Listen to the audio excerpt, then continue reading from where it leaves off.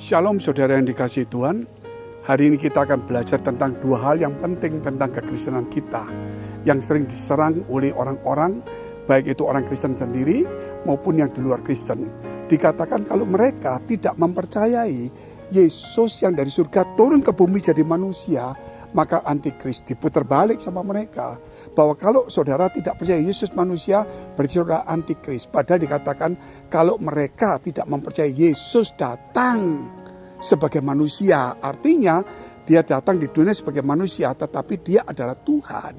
Bahkan dikatakan juga mereka tidak mempercayai baik itu anak maupun bapak adalah antikris. Dan yang ketiga dikatakan kalau mereka tidak percaya Yesus itu adalah Tuhan atau Mesias, itu adalah antikris. Tetapi baiklah, kita akan bicara tentang Tuhan dahulu saudara. Nah, orang berkata, orang Kristen ini kok menyebut Yesus Tuhan? Itu kan ajaran Paulus.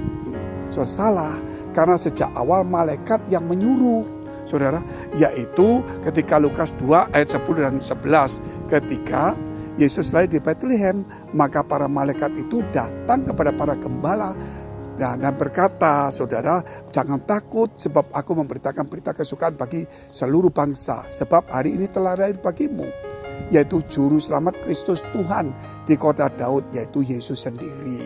Sehingga para gembala itu pergi menjumpai saudara bayi Yesus di Bethlehem dan menceritakan kepada Maria sehingga mereka terkejut. Dan yang berkata Tuhan itu juga Allah sendiri. Di dalam Filipi pasal 2 ayat 9-11 dikatakan Allah meninggikan dia dan mengaruniakan nama di atas segala nama, supaya dalam nama Yesus bertekuk lutut yang di langit, di atas bumi dan di bawah bumi, dan semua lidah dan lutut bertelut dan lidah mengaku Yesus adalah Tuhan bagi kemuliaan Allah Bapa di surga. Itu Allah Bapa sendiri yang nyuruh. Bahkan para rasul sendiri menjadi saksi hidup. Yohanes 20 ayat 28, yaitu Thomas yang tidak percaya kalau Yesus itu bangkit. Maka Yesus menjumpai, dia masuk langsung, saudara, tanpa ketuk pintu, langsung hadir di tengah-tengah. Berkatalah Thomas, cucuklah jarimu ke tanganku dan ke lambungku, supaya kamu jangan sampai tidak percaya. Kemudian dia cucuk, dia berkata, ya Tuhan, ya Allahku. Artinya Yesus memang mati, disalibkan dan bangkit sebagai Tuhan dan Allah, saudara. Dan Yesus sendiri berkata, saudara, bahwa dia adalah Tuhan.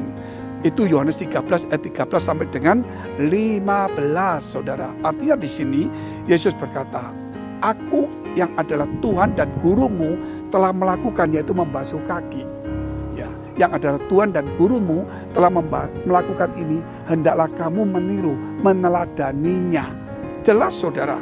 Bahkan dikatakan di dalam Markus pasal 2 ayat 27 dan 28, Yesus berkata bahwa anak manusia adalah Tuhan atas hari Sabat. Tuhan atas hari Sabat. Nah, kita lihat Yesus turun dari manusia.